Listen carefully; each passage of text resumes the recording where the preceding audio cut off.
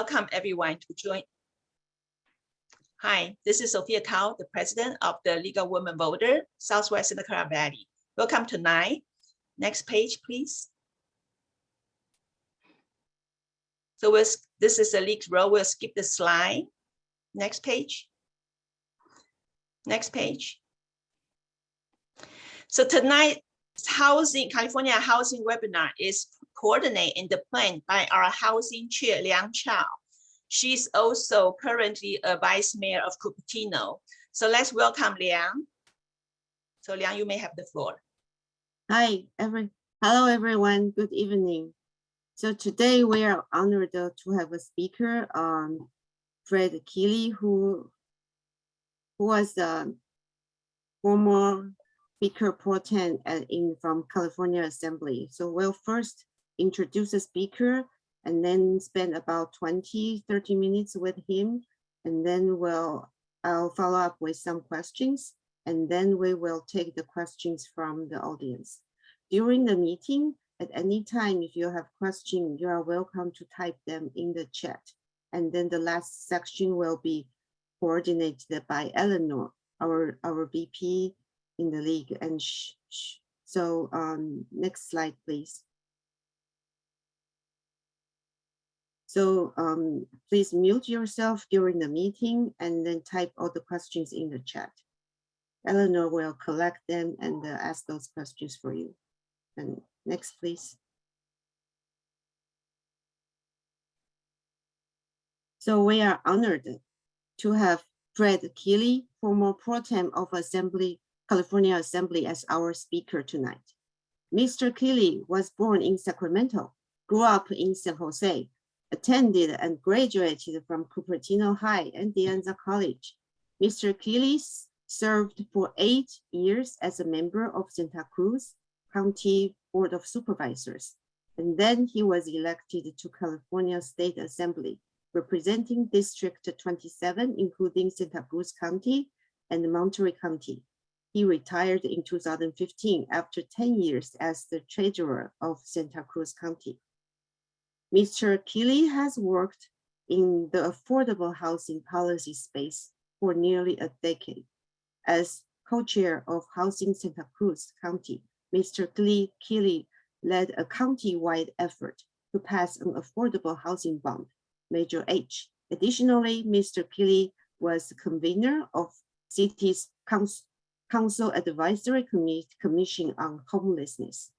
Mr. Keely teaches in the graduate program of public administration at San Jose State University and other CSU campuses, where he specializes in regional government, including SB 9, 10, 35, and the RHNA, Regional Housing Needs Assessment and Public Budgeting.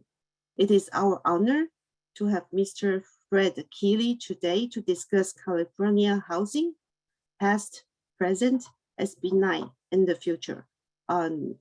Next slide, please.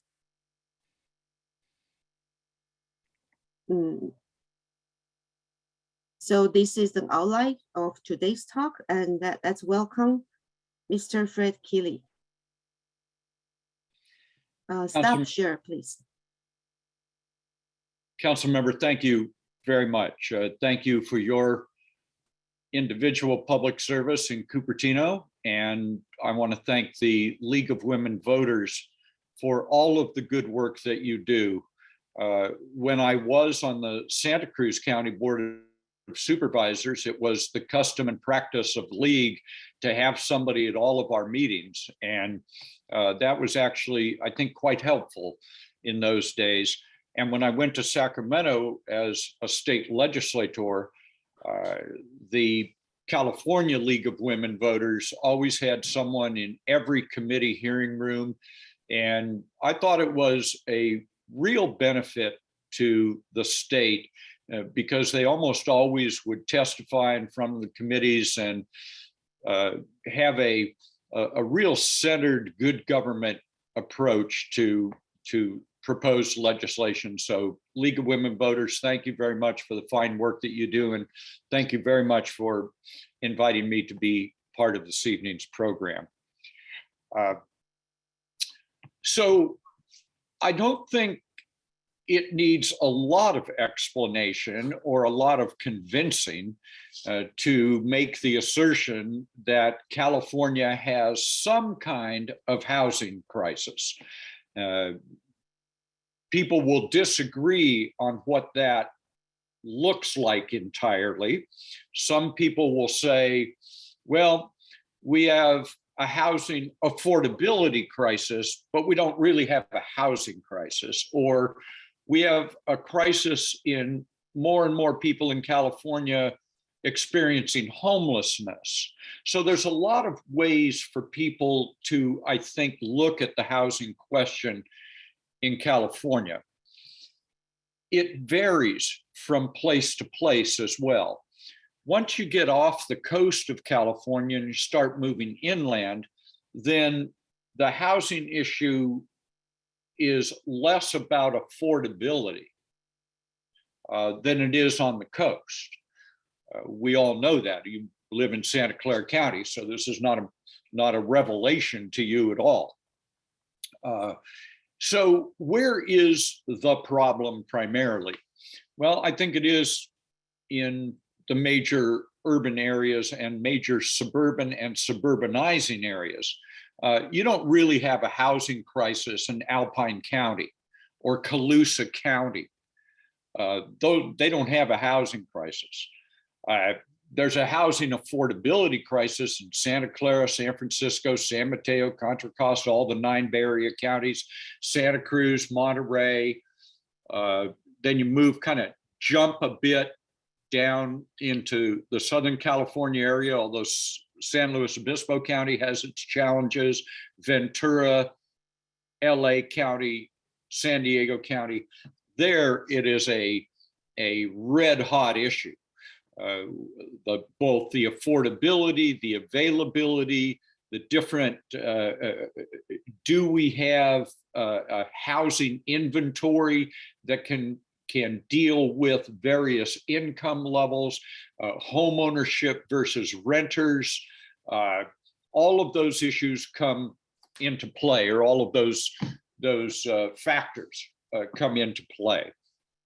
Now, I think a way to think, however it is you individually define the housing crisis, because I don't believe there's only one characterization of it or one definition. I think there are multiple definitions because it has multiple causes to it. But I do think that what we have done in this state, and it's been the case for a long time, is we have a law in California, the Regional Housing Needs Assessment, which is followed by, in my opinion, a Regional Housing Needs Allocation. What we know is that we have already agreed in concept to the notion that it is a good idea to have a jobs housing balance. It's very theoretical, but we agree that that's a nice idea. When former President Pro Tem of the Senate and now Mayor of Sacramento, Darrell Steinberg, included his legislation when he was the leader of the California State Senate, that said we are going to combine our transportation and housing planning, because that's a good idea in terms of whether you want to deal with in terms of climate change, you want to, whatever issue you want, more time with your family, etc. The jobs housing balance is a good aspirational idea, and it's incorporated into local government's planning processes. What we agreed on many years ago in California through this Regional Housing Needs Assessment is that we said, all right, rather than communities making this decision all by themselves, we'll have a state law which says on a regional basis, and in the region you folks live in, for the most part, it's the Association of Bay Area governments. Over here in Santa Cruz County, it's called the Association of Monterey Bay Area Governments. And when I was a county supervisor, I was president of that entity on a couple of different tours of duty, if you will. And so it's been part of the fabric. Keep in mind, that was 1988 to 1996. So this has been around a long time. This idea that the state of California, through the Department of Finance, using census data and forecasting, they come up with an aggregate number of how many housing units does California need in the very low, moderate, and moderate and above income areas, categories for housing, both ownership and rental. Because we've made that agreement, regional governments throughout California, whether it's ABAG, AMBAG, SANDAG, any of these DAGs, it's what we know is that it's a long process. Each one of these planning horizons lasts for just under a decade. And so you're always doing two things at once at ABAG. You're implementing the current RHNA allocations, and you're planning for the next ones. And every jurisdiction, whether, quite frankly, whether they like it or not, are given a number for the housing units. And that's done not by the state. That individual jurisdictional number is done at the regional government level, ABAG. What that number tells an individual jurisdiction, whether it's Cupertino or Fremont, San Jose, Mountain View, whatever, or Santa Cruz, is it says, now, here is your aspirational number. And so what you do is we integrate that concept of here's how many housing units in various income categories you at local government should plan for. And so the way that the state of California essentially, I was going to use the word enforces, but I think that's actually too strong a word. The way they monitor or evaluate whether jurisdictions can accomplish the goals contained in their RHNA allocation is that we take the general plans of every city and county, and you're required in the housing element of your general plan to be able to show how it is you would be able during the 8-year planning horizon to hit your RHNA number. And so local jurisdictions send their housing elements of their general plan to the Department of Housing and Community Development, and they say yes or no. This will do it or it won't do it, or it could do it or it couldn't do it. And what that turns on is a couple of spigots of money that can then flow into your community. I would probably say trickle into your community because it isn't a heck of a lot of money. But that's the carrot and the stick idea, is if you don't have a housing element of your general plan that is at least theoretically likely to be able to implement your RHNA numbers, they won't certify that at the state level. And then you don't get the little bit of money that you would get if you did have a certified housing element. So how this works from there is that cities then submit this general plan. Let's assume for a moment you get it certified by the state. Then you take your zoning ordinance and you make it consistent with your general plan. So you can get parcel specific about where you intend in your jurisdiction to achieve your RHNA numbers. So that's sort of the state local government back and forth give and take on this issue.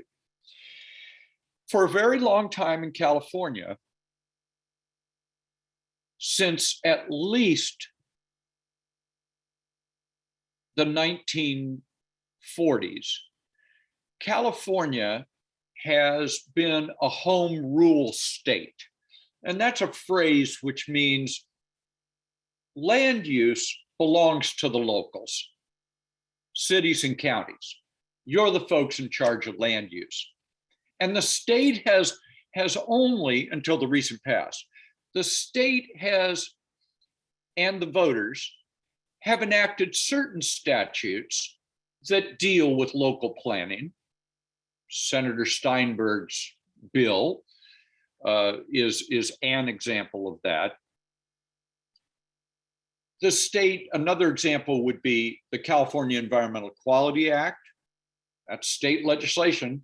That's not optional for local governments. You would have the fair housing laws, frankly, whatever is left of it. But we do have federal and state fair housing laws in California. So the state makes some policy there. So there are some state policies that guide local land use planning, but for the most part, the state has respected the role of local government in land use planning. If you want your city to be the city of industry in Southern California, they have some housing, but they mostly have industry, as you might imagine. If you're Saratoga, Monte Sereno, Los Gatos, you're largely a residential community that doesn't have a big sales tax generating bunch of stuff in your community. So communities have been in charge essentially of their own destiny. What do you want to be? Good, go ahead and do that, consistent with the law. So where this has gotten contentious is that after a very, very long time of local governments being in charge of land use, the state has gotten very active in this area in the last few years. Where you stand depends on where you sit, I think, to use a phrase. If you sit in Sacramento, you're pretty sure you have an idea of what's good for everybody. If you sit in local government, you're pretty sure you got ideas that are good for your local community. Those don't always coincide with each other. But the state has largely said, local government, you kind of do it consistent with state law. So what has that produced? It has produced an enormous jobs housing imbalance. We know that. It has created longer and longer commutes. We know that. That's not an arguable point. It's a factual point, not debatable. We have seen more and more of a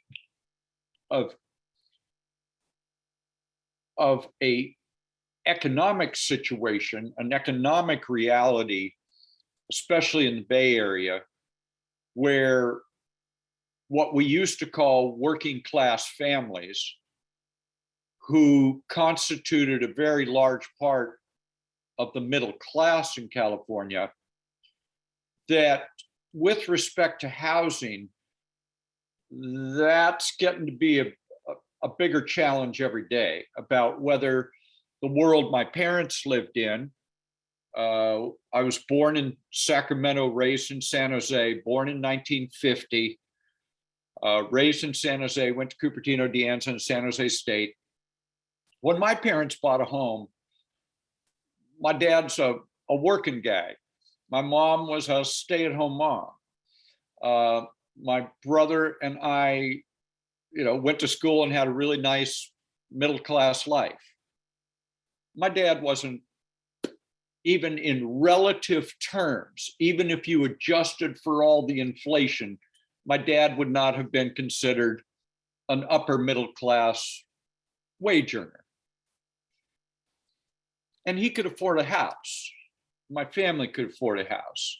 And when I moved to Santa Cruz in the early mid 1970s, I paid attention to things, rented for a little while, saved up my money, got a house, my first house. The princely sum of $48,000 in Santa Cruz Mountains, a former summer cabin. But then I sold that, a few years and got a little better, took the equity, sold the house, got some little, and life's been really nice.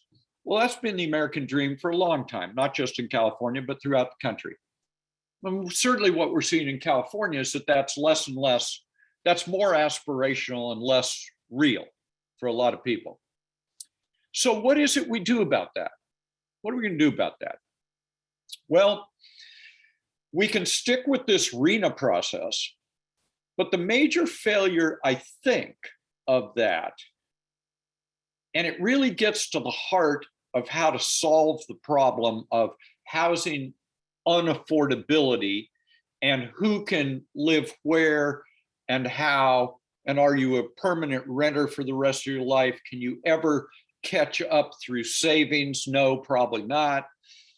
How is it we deal with this problem, which manifests itself in many ways? On the very low income scale, we're dealing with folks experiencing homelessness. So that whole issue is around a wide range, just like the housed community that we probably all live in. We all have, my guess is if we all talked about ourselves and our lives and got to know each other, we'd find out that we each have some similarities, but we have a lot of differences too. And we have each have our own problems that go in our lives and in our families and in our neighborhood and all the rest of it.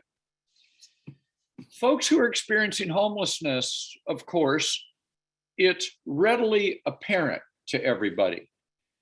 And it's something communities don't like, but what they do about it differs a lot. So how are we going to deal with that group of folks who aren't housed at all? Raises a bunch of public policy questions. But in the housed community, the issue is, it's affordability, and can you get the trend lines to change in terms of who can get their hand on the first rung of that ladder towards home ownership? That's still what's motivating a lot of the discussion around this. Around housing. Now, I don't think it's a controversial statement to say we haven't been doing a very good job on this in California. I'm not trying to pick on any particular jurisdiction. I'm willing to accept my responsibility in Santa Cruz County. We're crazy expensive. We're on the coast. We have a University of California. We got a boardwalk. Everybody wants to come over here. It's a great place. It's a lot of fun. It's a good community, but it's ridiculously expensive. And you all live in ridiculously expensive areas too. So the question becomes, is the next generation or two going to have any shot at this if all the trend lines continue? And I don't think it's controversial to say probably not. Probably not. So the state did a couple of things. One was several years ago. So when Jerry Brown comes in as governor the second time, not back in the 70s and early 80s, but this last 8-year run, the governor had a budget problem. He inherited from the Schwarzenegger administration a multi-billion-dollar deficit. Not the multi-billion-dollar surpluses we now live with, it's multi-billion-dollar deficit. And so his interest was getting the governor wanted to be able to reduce the state deficit, erase the state deficit, and get into a balanced budget situation.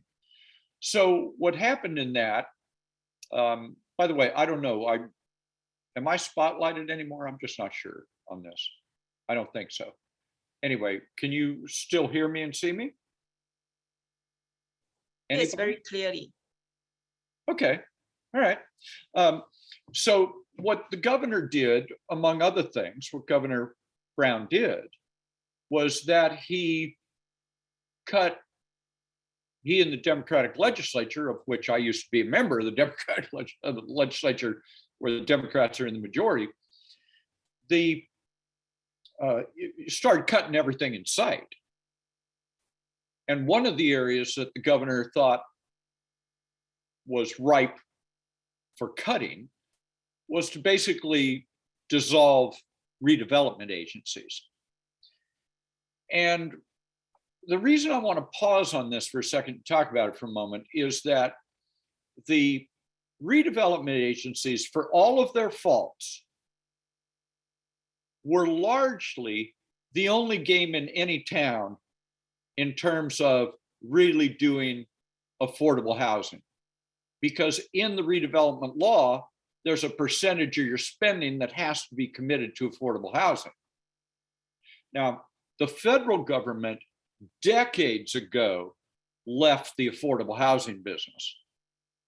And largely what we're left with at the federal level is Section 8 vouchers.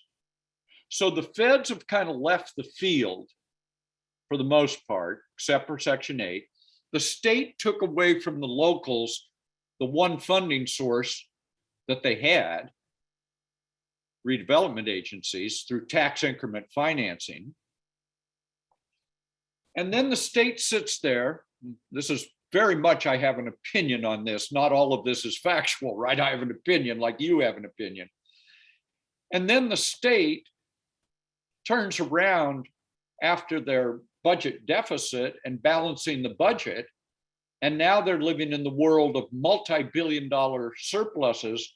You haven't heard a word out of Sacramento that says, why don't we give the locals redevelopment agencies again? Why don't we give them a funding source? No. Instead, what the state of California said, and I'm an unrepentant Democrat, but I also think it's important to criticize my party productively and helpfully, hopefully. But what we know is that instead of saying, here's a funding source, they said, here's SB 9 and 10. So let's examine those for a second. Essentially, you probably all know about SB 9 and 10 to some degree, so I'm not going to spend hours on this thing, but the short version of it is the state has said, SB 35, SB 9, SB 10, basically has said, locals, you don't any longer have the ability to say no to minor subdivisions, which is to say, units are taking a current parcel and dividing it into 6 or less units. Minor land divisions is the way you no longer have, that's no longer a discretionary act. You have to have objective standards, not subjective standards. And we'll tell you whether or not those objective standards are sufficient, whether they really are objective or are they subjective. You can do one, but you can't do the other. We are going to essentially take away from you the ability to say no if somebody wants to take their single family residential parcel, build an ADU, a junior ADU, divide their parcel in half and build a few more units. You can do that under California law now, under SB 9. SB 10 has some other provisions in it. SB 35 has even more. But essentially what the state has done is stepped into the housing side of land use, not the parks and open space part, not the circulation element of your general plan. There's 14 elements of a general plan. I'm not touching the other stuff. they're saying, as to the housing element of your general plan, you really don't any longer have control, what I would call zoning control on the housing side. You may want it at the local government to be a single family residential unit. We at the state now say you can build 6. So the world has changed as of January 1st of this year. Just a few weeks ago, those laws, those bills became law. They didn't have urgency clauses in them, so they became law on January 1st. So now you've got, I think, pretty close to the worst of all situations. That's probably overstating it for dramatic effect. But the central notion here is that the state has blamed the local governments. They're wagging their finger at the local governments. They say, you haven't done enough. You haven't accomplished your RHNA goals. You haven't done everything. And this problem continues. And you've had decades to solve it, and you haven't. Now, mind you, in that narrative, one of my least favorite words in the English language these days, but the narrative there ignores the notion that they took away your funding source and they didn't give you anything to replace it.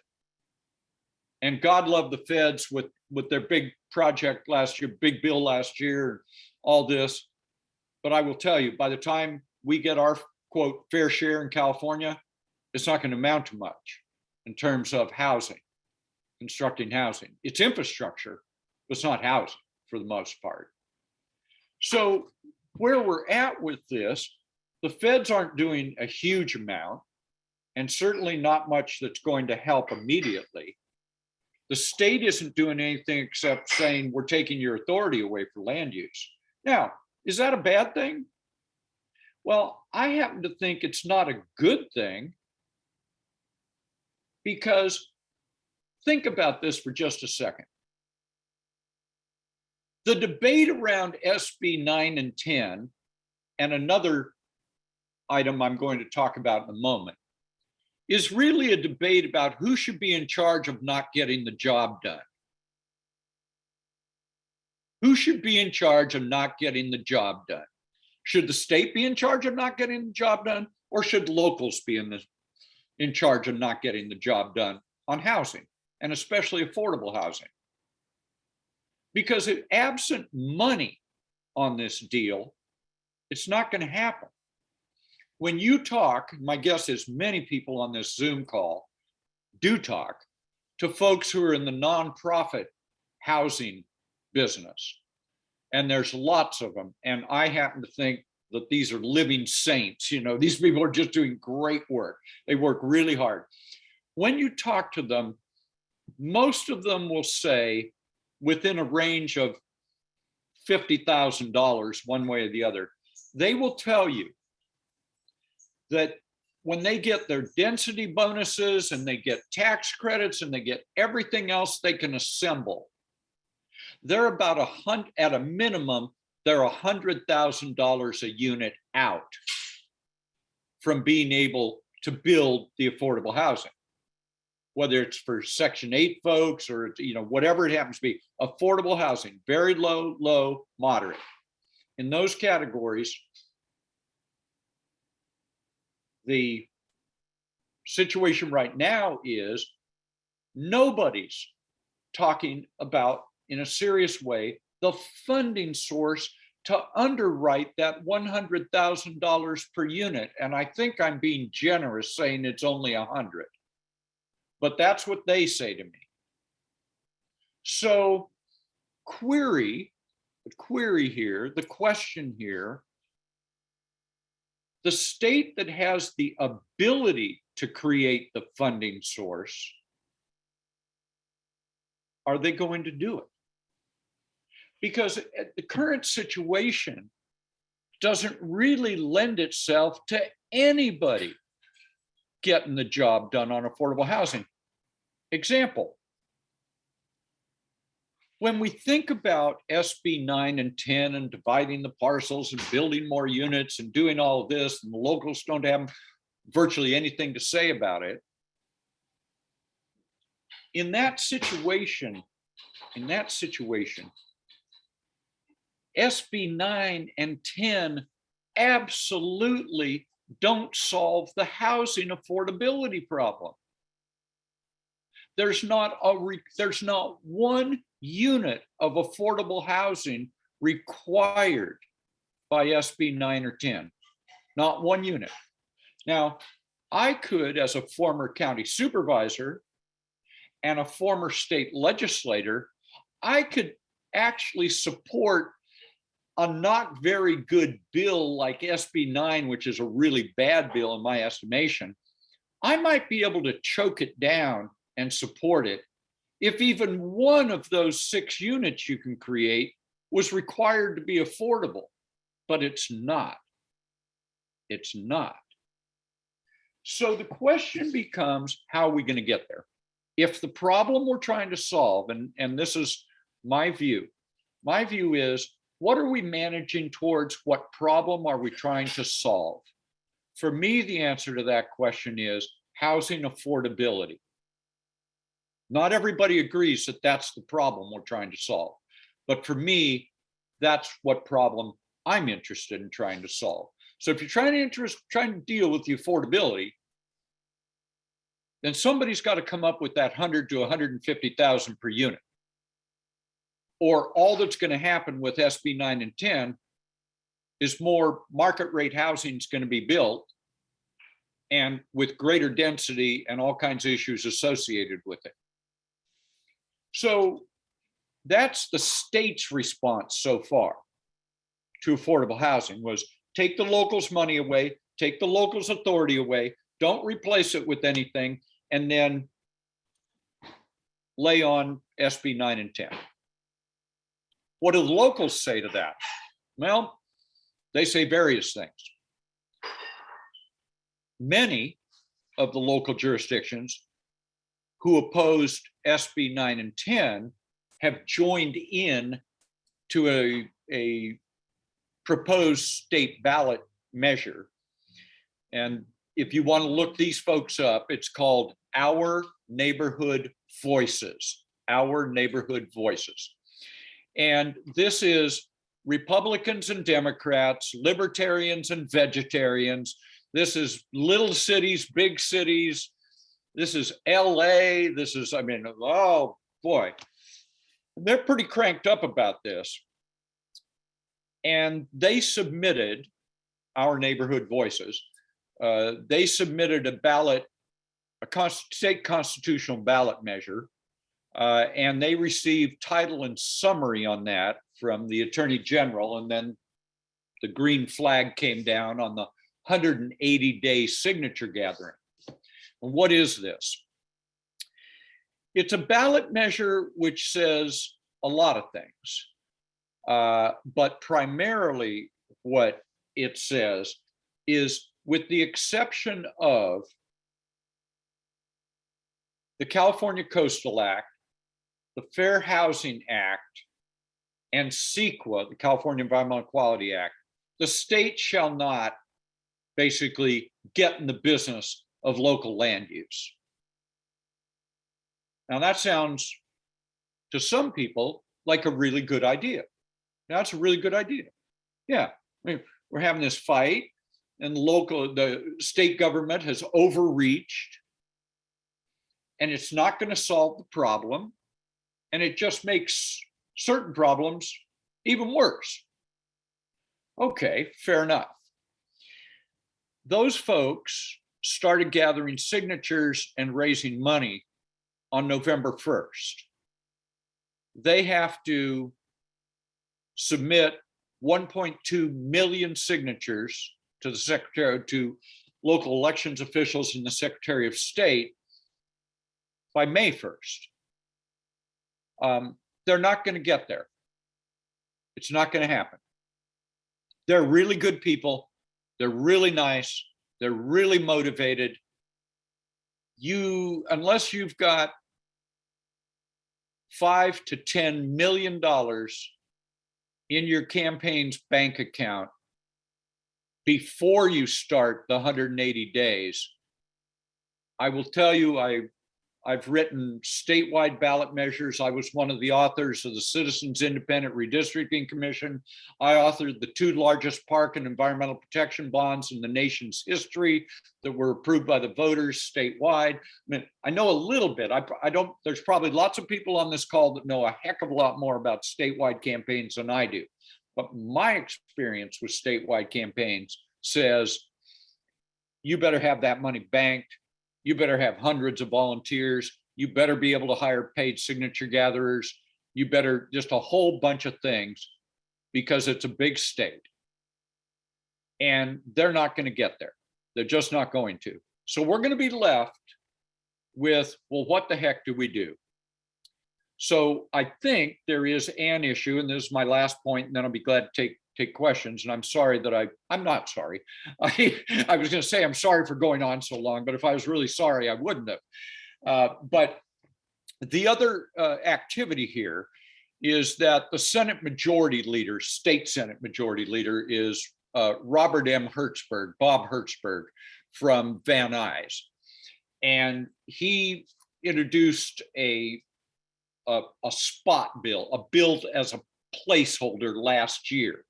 Last year was the first year of the 2-year legislative session. This year is the second year of the 2-year legislative session. He is very interested in putting, he's at least initially said, it might be as big as $50 billion housing bond on the ballot. Now, politically, the reason that there's a shot at that is that, number one, it would be placed on the ballot by the legislature. So he wouldn't have to go out and gather the signatures. Number two, when the voters approve a bond act in California, it has first claim on the general fund of the state, and therefore it does not raise taxes. It does not raise taxes. That's vastly preferable, as you might imagine, to trying to get a 2/3 vote to increase property taxes to then go into a fund for whatever. So it's way easier actually to get a statewide bond measure passed on something that the voters agree needs to be addressed. So I think that's where we find ourselves right now. Find ourselves with the state having taken away local authority. Local authorities don't have any money to be able to implement their general plans because they need subsidies. The affordable housing developers need subsidies in order to do that. And wherever you look, that isn't happening. There is some hope that it could happen this November by placing a ballot measure. Now, one final minor thought. The Our Neighborhood Voices effort is not dead. I think that what they are probably going to do is reset themselves for 2024. It's just not going to happen this year. There's not enough money, there's not enough signature gathering, et cetera, to make this thing work this year. But I think if they look at, if Hertzberg's able to get this and the legislature is able to get a big housing measure to the ballot, then at least we're not debating who's going to govern not getting housing, affordable housing built. We can now say, okay, who should be governing getting housing built because we now have the money. And then we can go try to do the thing where locals get more local control back. Council member, thank you for your forbearance and allowing me to go on way longer than I should have. And I'd be glad to answer such questions as I'm able to answer. Great, thank you. It's such a complex topic, but you covered it so well from the history and then the motivation of the RHNA and housing element. It's amazing. Yeah, thank you so much. Thank you. So I think many cities are dealing with housing element right now, and some cities have appealed the RHNA numbers. And I heard that recently Senator Glazer has called an emergency audit of the HCD's RHNA process to determine if the numbers being proposed is based on legislature's intent and sound assumptions. Since some cities, their RHNA numbers are 4, 5, or 6 times more than the last cycle, and Marin County's number is 19 times over the last cycle. Is this kind of common? So what would this kind of audit look like? So what is being discussed here? Let me do this. So the 120 members of the state legislature, 80 in the assembly, 40 in the Senate, they can request that the Joint Legislative Audit Committee, which is a 6-member committee of 3 senators, 3 assembly members, 2 in each house from the majority party, 1 from each house in the minority party. They can request that the Joint Legislative Audit Committee undertake an audit, which is largely programmatic. Some of it is financial, but it's programmatic as well. To have this Office of the State Auditor undertake a performance audit related to any topic they want. And if you can get 2 votes from each house on the Joint Legislative Audit Committee, then the state auditor does an analysis of how many hours that will take and how the product, what will it look like, and so on and so on. Then it's approved and they go on and do it. And it takes sometimes between several months and maybe a year or more to conduct all of this. So I just wanted, as to process, what are we talking about here? We're talking about the Joint Legislative Audit Committee. Senator Glazer, a Democrat, but an unusual Democrat, someone who doesn't automatically follow every bright idea that comes up in the legislature. He's what I would call a moderate Democrat who has his own view, very much his own view of what should happen. So hearing that Senator Glazer, and knowing that Senator Glazer, a bit of who he is, and that he's seeking an audit, I think that's actually quite a good thing. It takes a while. It'll take a while because you need to define and characterize the audit and all this business. But I think that's a good idea because it goes to the issue of how realistic, authentic, and genuine is the RHNA process, not just in terms of giving a jurisdiction its allocation, but actually getting anything done on very low, and moderate income housing. I think that's a fair question. And I think that what they're going to see is that they're going to see a whole bunch of things. They're going to find out a lot of things. Some communities are willing to simply say, I'm okay not having a certified housing element of my general plan. You keep your housing, your HCD money, your community development block grant money. Go ahead, state, don't send it to us, it's okay. Because what we would have to do in our general plan to get it certified, to get that money, we're simply not willing to do it. That's one response. Other responses are, we'd love to do it, we try to do it, we're doing everything we can to do it, but you took our money away.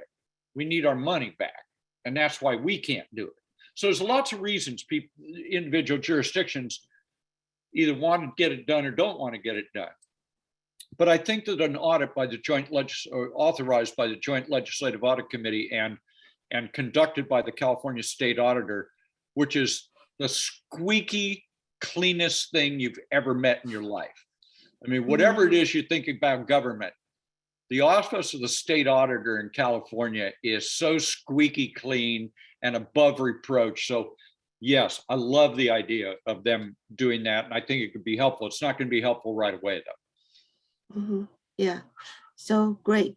So I think it's right that it's really a matter of funding, and it takes to build one below market rate unit in Cupertino is now, it was 500,000, it's probably now 650,000 a unit. And even with all the $50 billion bond major, which would be great, however, it would only fund below market rate deed restricted housing. But how about all the middle income, all the people who don't qualify for deed restricted housing, but then the market rate is not affordable to them, and they don't want to be a lifelong renter. How do we get them affordable home ownership, get people started with a starter home like you did in a cabin in Santa Cruz, like a lot of us did. We started with a tiny house in a not so good area, and then you save up, you trade out. But people today don't have that opportunity. So how do we create that so that the people in the middle could realize their American dream? And you mentioned it's everyone agreed we have severe job housing imbalance, and that's not getting better. And so is it enough to just talk about housing, or should we be talking about where jobs should go, not how it should go? Well, I think SB 375 by former Senator Steinberg, now Mayor of Sacramento, is very enlightening on that point, which is that you now at least required under California law to simultaneously plan transportation and transit with housing, that those functions are not separate and apart from each other. They're now, the law requires they be done together. So I think that that's a piece of it. I do think that, look, we live in California. 70% of our population lives within a 1.5 hour drive of the coast. It is the single largest tourist attraction and recreational attraction in our state, and maybe in the nation. People come from all over the world to visit or get a start or whatever in California. So the demand is insatiable, and the supply is limited by the economics. If what you care about, as you said, council member, every range of housing, including home ownership. So I'm one of those that actually believes that the concept of deed restrictions on ownership makes all the sense in the world. We've been doing that in Santa Cruz County since 1978. 1978. We have Measure J, a growth management ordinance adopted by the voters in the county, June of 1978. Same ballot, by the way, that Prop 13 passed in California. But irrespective of that, the idea was to, because we live right over the hill from y'all, and y'all are the most powerful economic engine in the world, and you show no signs of that abating at all. So, goody for you. But we wanted to make sure that we weren't simply, a default place to go build your house or live or whatever. Mm-hmm. So we said, we're not going to simply take what comes our way. Instead, we're going to be in charge of our own destiny. So we limited growth, limited the number of building permits, all this stuff, and it had a big provision in it for affordable housing. We've never limited the number of building permits. We've always been able to deal with that, and we deal with how many are there by a factor involved in Measure J, which said that it was the policy of the county not to extend urban services beyond the urban service line. So basically think of that as Highway 1 in Santa Cruz. don't extend urban services, primarily sewers, don't extend those out into the mountains. So the growth and development will take place in the flatlands and on the ocean side of Highway 1. So I'm one of those, that's actually worked kind of okay. I wish there were many more deed restricted units, but what we have found is that the primary issue here is still around funding. It's really is, where is the source to provide a subsidy on both to construct the rental side, and is there, with deed restriction, the ability then to have an ongoing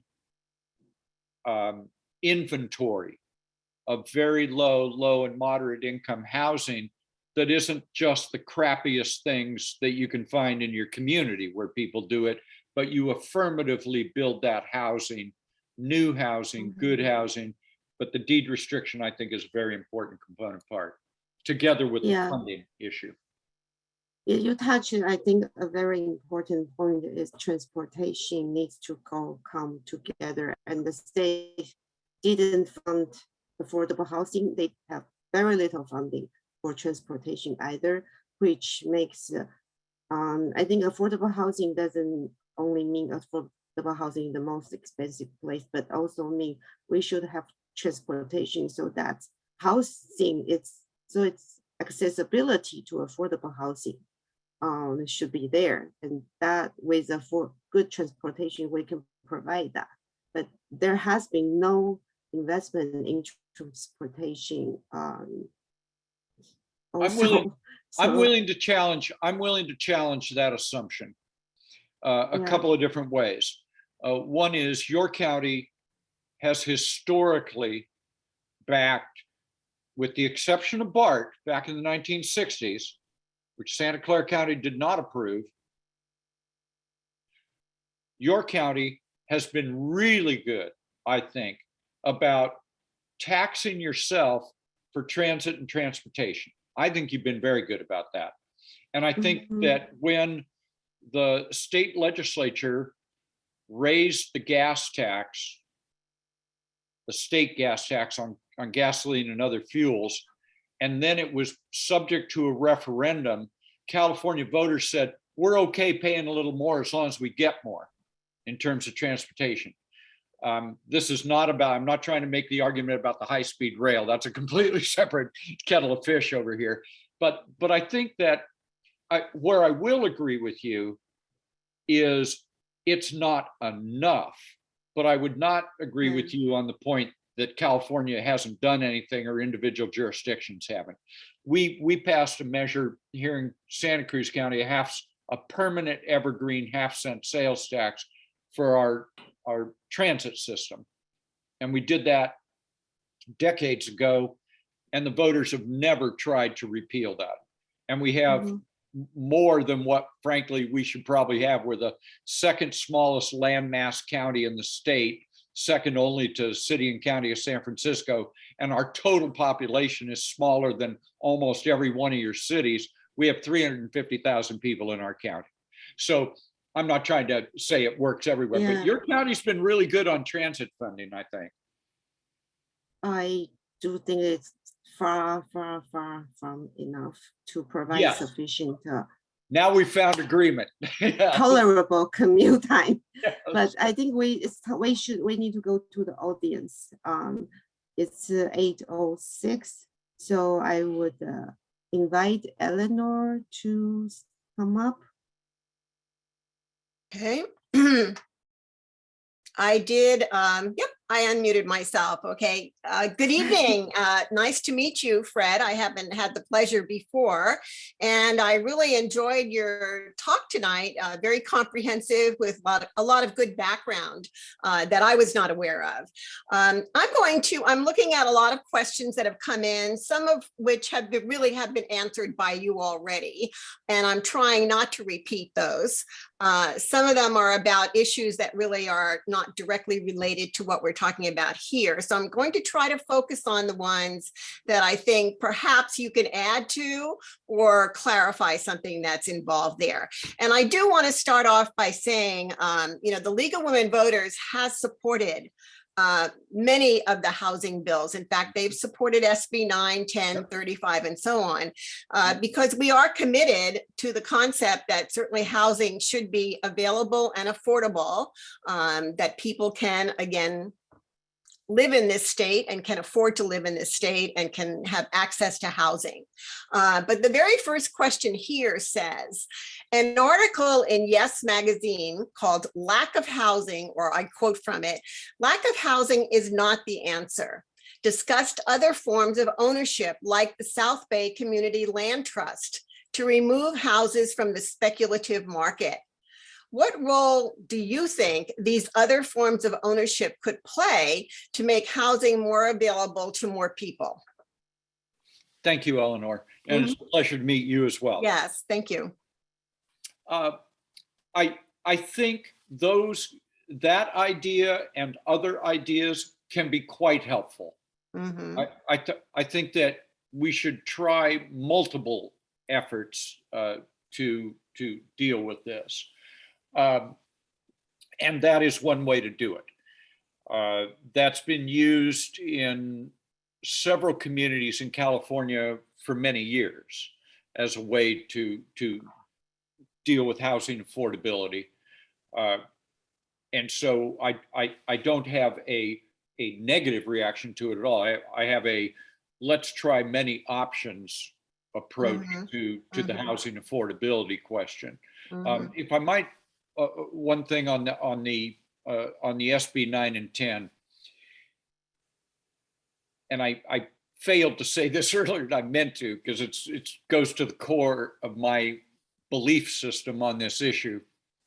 In order to believe that SB 9 and 10 are going to have a positive effect on housing affordability, you have to believe the following. You have to believe that by increasing supply, you will bend the price curve. And that if you just built enough housing in California, the supply would start meeting the demand and you would bend the price curve, and the invisible hand of the free market would solve this problem. I don't believe that for an instant, because if that was true, we've built millions of units in California in the last 3 decades. And what's happened to the price of housing? Everywhere. It's gone up. The idea that you can use the free market to chase the demand until it starts bending the price curve, I think is assuming a lot about the economy, that there's nothing to support that belief system. That's my view. To me, that's the fatal flaw of SB 9 and 10. It says that without any requirement for affordable housing, without any requirement for deed restrictions, without any other requirements, simply increasing supply will bend the price curve. I don't think there's a shred of evidence in California since 1960 that could support that theory. Well, another question that's kind of related to what you just said was, and I'm paraphrasing here because it comes up in a couple of questions. It says basically, since the legislature passed SB 9, 10, 35, and if indeed it doesn't require, quote unquote, affordable housing, why can't those bills be amended by the legislature and put some of those requirements in them, I should say, not it? This one, because you've gotten used to me giving extensive answers, the answer to the question is they can. And the issue is, what is the will to do that? So what I would do is to answer that question, the history of SB 9 and 10 is that who is the moving party in this? So like, for example, when I was putting together big bond measures for environmental parks and environmental protection in California, I'd have to meet with all kinds of people and all kinds of issues that came into that in order to get a robust vote of support out of the legislature and then get a robust vote of support out of the electorate. Mhm. So the moving parties primarily in that were land trusts and land conservancies and environmental organizations and urban legislators who were in park poor communities and wanted capital outlay money to do that. So it's real clear who it is. Oftentimes in Sacramento, you can get a real good idea by being in the process of understanding who are the major moving parties here. Well, the major moving parties on SB 9 and 10, when you look at the support and opposition, is basically the development industry, who I don't have any trouble with them. They're not my enemy, but they don't make any money, the writ large, they don't make any money off affordable housing. So it was intentional. It's not an accident. It wasn't an omission. It wasn't an oversight that it doesn't have any affordable housing in it. So to get the same legislature with the same governor to do something significantly different, I'll tell you when they'll do it. They'll do it when the political reality threatens what they've already done. So if, for example, you can pass the affordable housing bond, that kind of lets everybody go to their neutral corner in this boxing match between the locals and the state as to who's in control of not building affordable housing. If you pass the bond, then it mitigates that to insignificance, that debate. But right now, the moving parties on this in Sacramento talk a lot about the affordable housing part, but you really do have to say, if you were sitting on a $50 billion surplus last year and at least a $31 billion surplus this year and a $300 billion general fund budget, and you're not committing virtually any of that to affordable housing, and yet you're passing SB 9 and 10, which allows by right people to quadruple or greater the density on their single family lot, you got to say, are they committed to this? Now, when will they change? They'll change if there is a credible ballot threat to them on this issue. They won't do it just because somebody filed Our Neighborhood Voices and isn't going to be able to qualify for the ballot. That doesn't scare them at all. But if they believed that they have to do something or something worse will be done by the voters, then you can motivate the legislature and the governor, the same group of people who gave you SB 9 and 10, to do something more and real on affordable housing. I think that's the political reality. Okay, following up on that, I mean, I know many people, and I'm sure you're aware of it too, who are very upset about, their local housing elements that are being planned in all the local communities. And they're trying to take different kinds of action. Yeah. Would it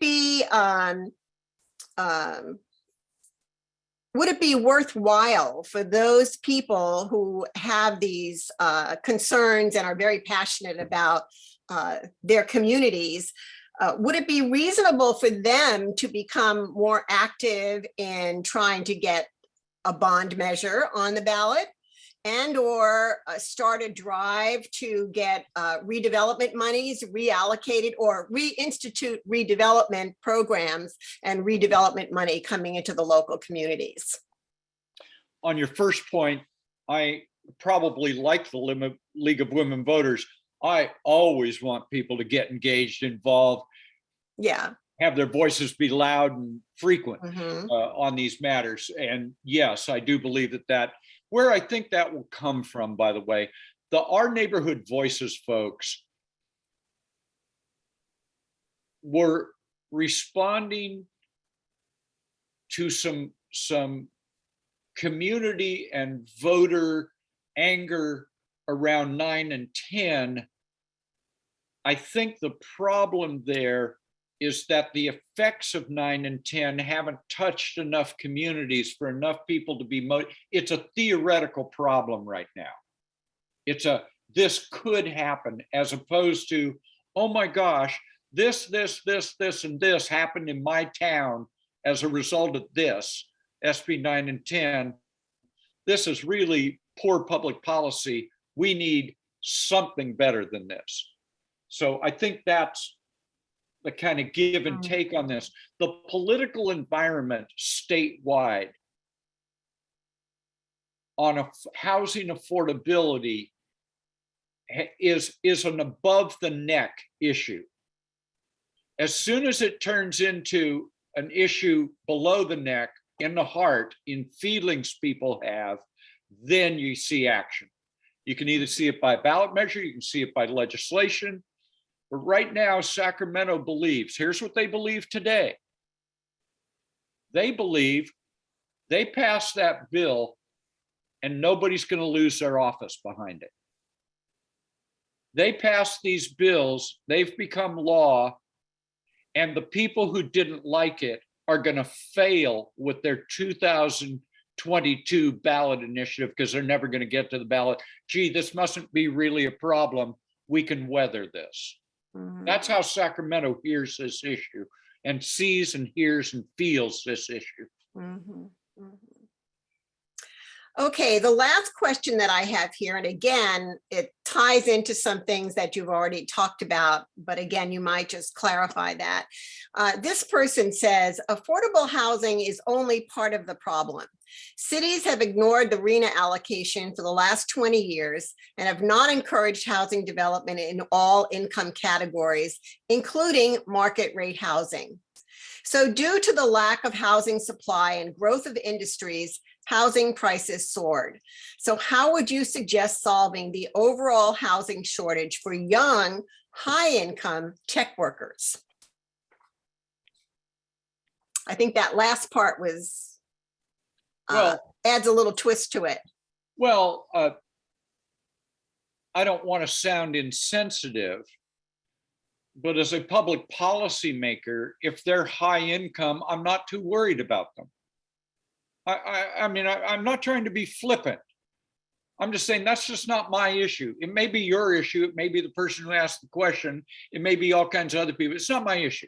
Mm-hmm. You know, people who are making a few $100,000 a year, you know, okay, you know, good for them. And if they're experiencing, gee, I can only buy this house instead of that. I mean, that's just not my issue. It may be other people's. If I was running for city council in the Bay Area, I'd probably have to have a different view of this. Mm-hmm. But my view of this is about very low, and moderate income housing, rental, and ownership. That's my issue. And I think that's RHNA's issue. Mm-hmm. And I think that's where public policy should be focused and public policy spending should be focused. That's my view. And I'm sorry to the person who asked the question. I know that came across a bit harsh and insensitive. It's just not my issue. Mm-hmm. Mm-hmm. So in conclusion, would you say the most important action that has to occur is a funding source for affordable low-income housing is mandatory if we are really to make progress in this area? Yes. Yes. Do you see the possibility of redevelopment funds coming back into local communities? So I think that's a somewhat larger question and probably off a bit in the distance. And because again, what did the legislature do when they basically dissolved these entities? They created a couple of things. One, a successor entity that could kind of, anything that was underway, you could kind of finish it. You couldn't start new stuff. And they created what the state likes to take credit for as, here's the replacement funding source for redevelopment. Mhm. And the council member is probably much closer to this than I am, but in the work I do in that space, it might as well have been nothing. There simply isn't an adequate, and I don't want to make this sound like adequate means, no matter what is suggested, it'll be inadequate. I'm saying I want to return to how I opened this discussion with y'all, and that is, we've already agreed. Some people like it better than others, but we've already agreed on the process for how we're going to grow and develop in California. And it has RHNA in it, it has the Coastal Act, it has CEQA, it has general plans, it has housing, all that stuff's there. I don't think we need some new piece of government with two exceptions. Either, as you say, Eleanor, return some legitimate, authentic, real form of redevelopment, what redevelopment did anyway in the affordable housing space. Because I admit, redevelopment was not intended to primarily be an affordable housing mechanism. Mhm. It wasn't. Mhm. And so it did very little, but even that little has been taken away. So either come back with that, and it might not be tax increment financing, which is the core of the redevelopment funding strategy. But I think if we're looking, I don't think the legislature is going to go there right away. I think they're going to, I think the couple of things. One is, I really believe that if you're committed to affordable housing, if you're committed to actually doing your RHNA numbers, look, the local jurisdictions have got their number. They didn't like it. Lots of jurisdictions appealed at ABAG and AMBAG and SANDAG and all the rest of the AGs, all these associations of government, and they got told no for the most part. They rejiggered them a little bit here and there, but for the most part, you're going to be stuck with your number. Am I right, council member? Yeah, you can be stuck with your number. And so that's all settled. It's not settled the way the locals like it, but the process has now run its course for this new 8-year planning horizon. So I think the remaining question is the degree to which we want to deal with very low, and moderate income housing. If we're really sincere about that, and even if you don't like the number you got, and you can't really get it done in your community, what are you going to do? You need the money to do it. You need to underwrite those units, or nothing's going to happen of any consequence. The idea that somebody comes along and says, well, I'm going to do a 100-unit apartment building. Good. We have a 30% inclusionary requirement. So you can have 70 market rate and 30 affordable. The market rate are all going to be higher because the subsidy is going to come out of the people who got the 70% market rate. Is that way you want to do it? That's a way to do it. We know what that produces is damn near nothing. And so if we really want to do it, that's why I think the affordable housing bond is a way to go. Doesn't raise taxes. We've already decided how many units through everybody's regional housing needs allocation or assessment. And we've agreed, some people reluctantly, some people kicking and screaming about it, that at least aspirationally, we're managing towards that. The missing piece is the money. Okay, Fred, I want to thank you so much for joining us tonight and for answering the questions and providing a lot of background that I was not aware of. I think, everybody who's tuned into this webinar is concerned about the housing in California. I personally am appalled every time I see a homeless encampment. And embarrassed that in our country, we have so many people living on the streets. And I know there are complex issues involved there. I understand that. And so we're all looking for answers and hoping that there are answers. And I think you've provided us with some background that many of us probably didn't know before. So thank you once again for joining us. And I'm going to turn it back to our president now. Okay, Sophia? Hi. There I you are. really appreciate Fred and our the webinar coordinator Liang Chao. And like Eleanor said, we all learned so much about this such a complicated issue, but unfortunately we all have to face today. So really appreciate, and I'd like to take the opportunity to also acknowledge some of the co-workers behind the scene. Amy Wu is our IT director for our league. She has been helping out with all the IT and the sending out, all the email communications and the recordings. And we have our Barbara Lee is the racial justice committee chair. So she's the leading all the wonderful webinars we have this year. Okay, thank you, Fred. Hope that we can learn more from you in the future. Madam President, Council Member Eleanor, and all of the League of Women Voters and folks who have joined in on this, thank you very much. I appreciate the opportunity, and I learn also every time I do something like this, I learn more. Thank you all very, very much. Thank you. Thank you. And for the audience, lots of you are interested, but some of may have a conflict and won't be able to attend the live webinar tonight. We will post the recording of this event on our website.